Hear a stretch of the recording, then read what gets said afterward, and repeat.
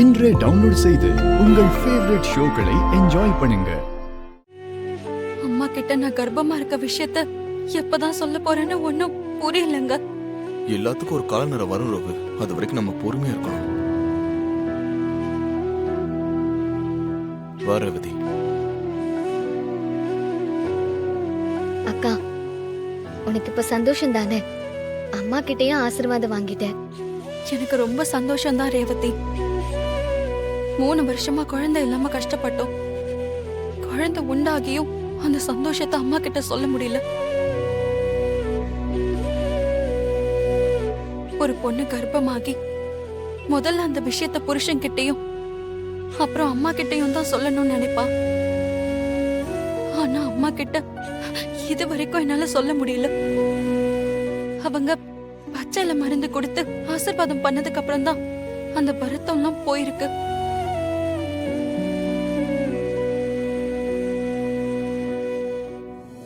அம்மாவோட ஆசீர்வாதத்தால என் குழந்தை நல்லபடியா பிறந்து வளரும்னு எனக்கு நம்பிக்கை இருக்கு. இதுக்கெல்லாம் உன் வீட்டுக்காருக்கு தான் நான் நன்றி சொல்லணும். அவர் இல்லைன்னா இதெல்லாம் கண்டிப்பா நடந்திருக்காது. ரொம்ப தேங்க்ஸ். என்னங்க நன்றி எல்லாம் சொல்லிட்டு இருக்கீங்க? நம்ம வீட்டுக்கு வர போற முதல் வாரிசுங்க. உங்களை நாங்க தானே நல்லா பாத்துக்கணும். நீங்க எதை பத்தியும் யோசிக்காம சந்தோஷமா இருங்க, அதாங்க முக்கியம். ஆமாக்கா, நீ இத பத்தியெல்லாம் யோசிக்காம நிம்மதியா சந்தோஷமா இரு. அதான் உன் வயித்துல வளர குழந்தைக்கும் நல்லது. சகல, நீ செஞ்சது என்னைக்குமே மறக்க முடியாத காரியம்பா. நீ இந்த வீட்டுக்கு மட்டும் இல்லப்பா, பர்சனலா எனக்கும் எவ்வளவோ செஞ்சிருக்க.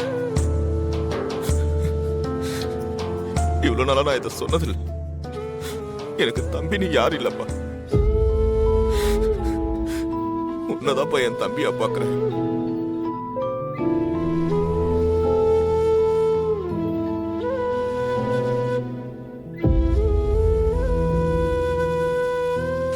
இந்த வீட்டை நீங்க சிவனாண்டிக்கு எழுதி கொடுத்ததா இந்த பத்திரத்துல இருக்கு.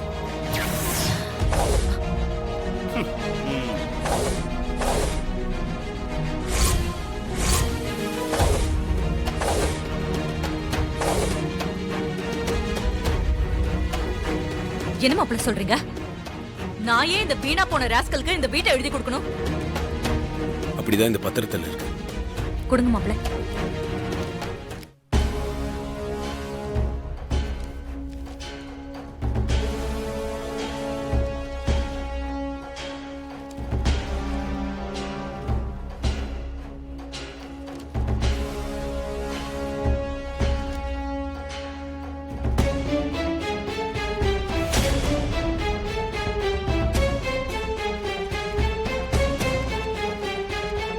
நான் இப்படி ஒரு பத்திரத்தை இவனுக்கு எழுதி கொடுக்கவே இல்லை. இதுல ஏதோ போர்ஜரி வேலை நடந்திருக்கு. சாமுண்டீஸ்வரி, நீ இப்படி எல்லாம் பேசி தப்பிக்கவே முடியாது. பத்திரத்துல நீ தானே கையெழுத்து போட்டிருக்க. இல்ல, நீ ஏதோ ஃப்ராட் வேலை பண்ணிருக்க. என்ன ஏமாத்தி இந்த வீட்டை அடையலான்னு பாக்குறியா? அது நடக்கவே நடக்காது.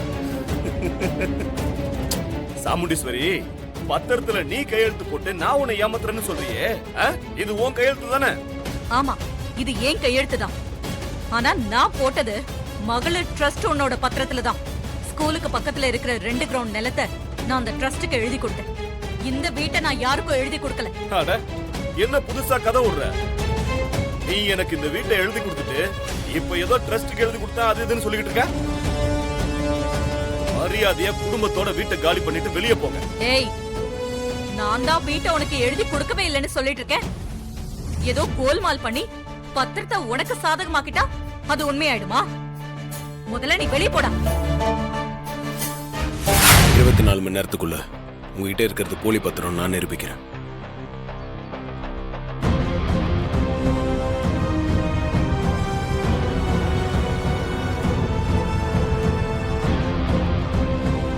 நீ எனக்கு 24 மணி நேரம் டைம் கொடுக்குற. நான் உனக்கு 1 மணி நேரம் கூட அவகாசம் தர மாட்டேன்.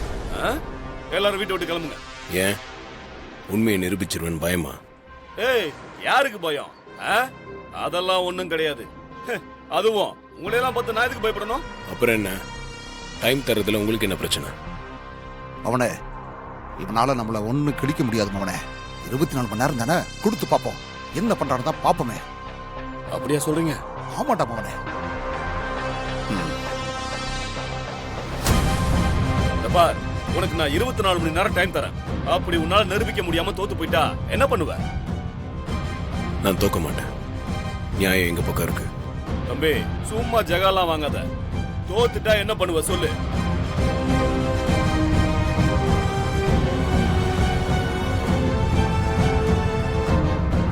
தோத்துட்டா நீங்க கேட்டீங்கல்ல, அந்த மாதிரி இந்த வீட்டை உங்க பேர்ல எழுதி கொடுத்துட்டு நாங்களாம் இங்க இருந்து போயிடுறோம்.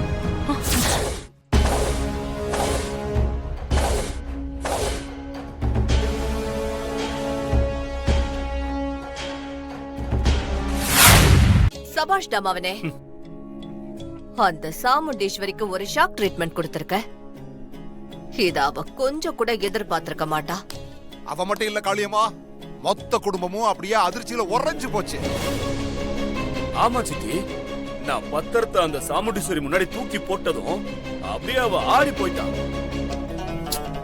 அங்க என்ன நடக்குது ஏது நடக்குதுன்னு அவளுக்கு சுத்தமா புரியல. இப்பதான் அவங்களுக்கு அடி விழ ஆரம்பிச்சிருக்க. இனிமே அவ எந்திரிக்கவே முடியாதபடி தொடர்ந்து அடி கொடுத்துக்கிட்டே இருக்கணும். எல்லாம் சரிதான் காளியம்மா. ஆனா அந்த டிரைவர் பையன் 24 மணி நேரம் டைம் கேட்டிருக்கான். அதுக்குள்ள நம்ம டாக்குமெண்ட்டை பொய்ன்னு நிரூபிக்கிறதா சொல்லியிருக்கான். அவன் சொன்ன மாதிரி நிரூபிச்சிட்டானே என்ன செய்யறது? அப்படியெல்லாம் அவனால எதுவும் பண்ண முடியாது. சும்மா உதார் விட்டுருப்பான். சித்தி, அவன் என்ன மாதிரி ஆளுன்னு உங்களுக்கு நல்லாவே தெரியும். சித்தப்பா சொல்ற மாதிரி ஒருவேளை நிரூபிச்சிட்டா என்ன பண்றது? முடியாது மகனே.